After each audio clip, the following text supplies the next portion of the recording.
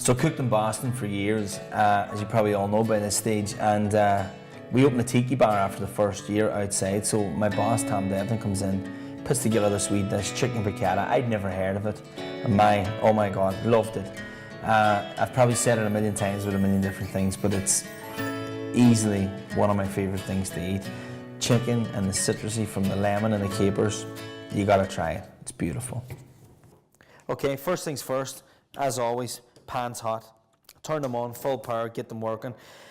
2 chicken breasts for this dish, okay? First thing you want to do is just take away any excess fat that's on there, okay? And then I'm going to flip it over, take the blade of the knife. Now you can use a smaller knife than this, but again, obviously, I'm used to using them, so I'm comfortable enough for this here. And you want to get it flat, call that butterfly in the chicken breast, okay? Next thing, seasoning.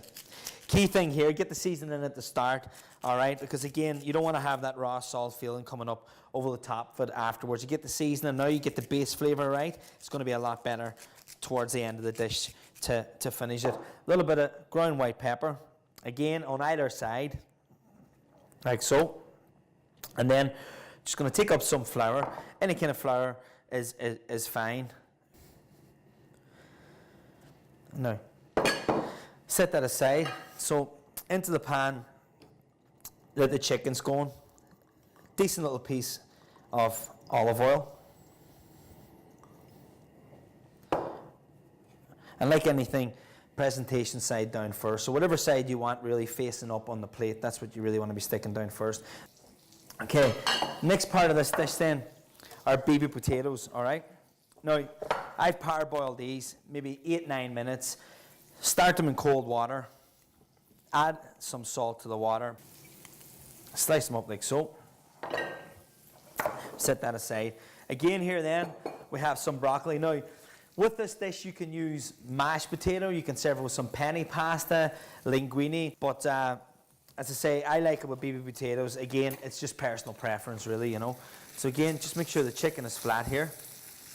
I'm just going to leave that for now.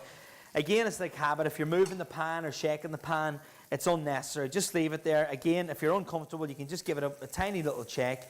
But again, I'm looking for a nice deep golden brown color there, okay? So we're going to rock on with the potatoes, leave the chicken there to cook for a second. Again, nice heavy base pan. I'm using the wok here because it's just handier for tossing the potatoes and the broccoli. But again, any kind of pan will do. Once you've got a little bit of a lip either side, it'll be great, you know. So the pan's already hot there. It's smoking. So in with the baby potatoes. Again, seasoning is key. A little bit of white pepper. Just get the oil around them, just let them be. Okay, back to the chicken. Flick it over. That's exactly what we're looking for. A nice little golden brown skin on there. Class. All right. A little bit of curly parsley. You can use the flat leaf stuff. I just find that there's a far deeper sense of flavour coming in the curly parsley. Okay, so going back. Now the wine you want to use in this is just a dry white wine. I have a Sauvignon Blanc here. Chardonnay is another good one to use. So what you're putting in there is just about a glass worth of wine, okay? And as I say, obviously go with a dry wine because you don't want to have that sweetness coming through on a Riesling or anything like that. Okay, capers.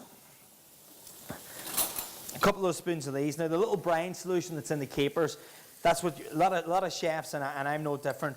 I love that acidic, acid sort of aftertaste or whatever. So 2 or 3 little spoonfuls of the baby capers, and then again in with the brine solution. It's beautiful. Over then to get a lemon juice, and then with one hand acting as a strainer, straining the juice of a full lemon.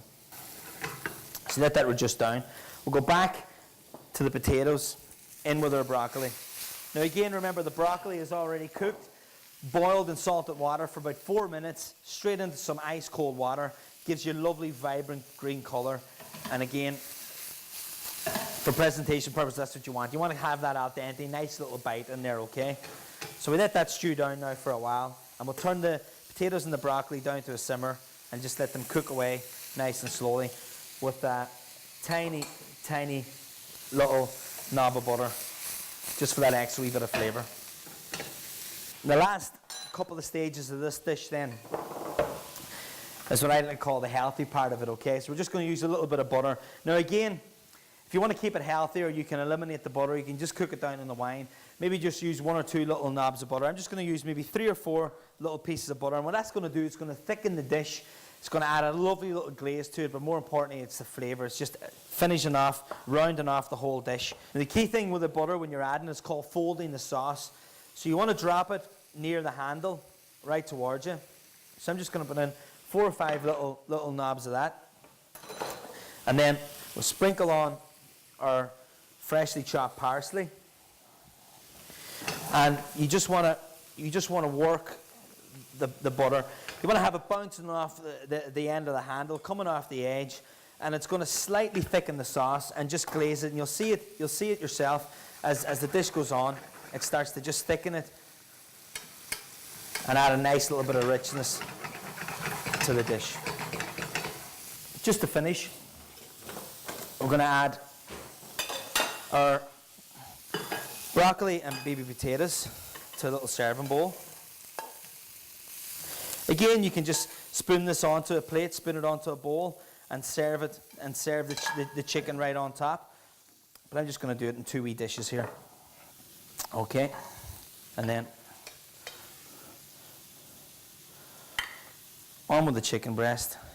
And again, if you're doing this for a family, it's ideal to do it like this here. They can pass it around the table themselves, and it just makes it a lot easier. It takes up a lot less space. Throw out a few serving plates on the table. Put all your chicken into one dish and all your broccoli and potatoes in another one, and they can all pass it around. Creates conversation, and it's a wee bit more enjoyable. And there you have it, chicken piccata with some baby potatoes and broccoli.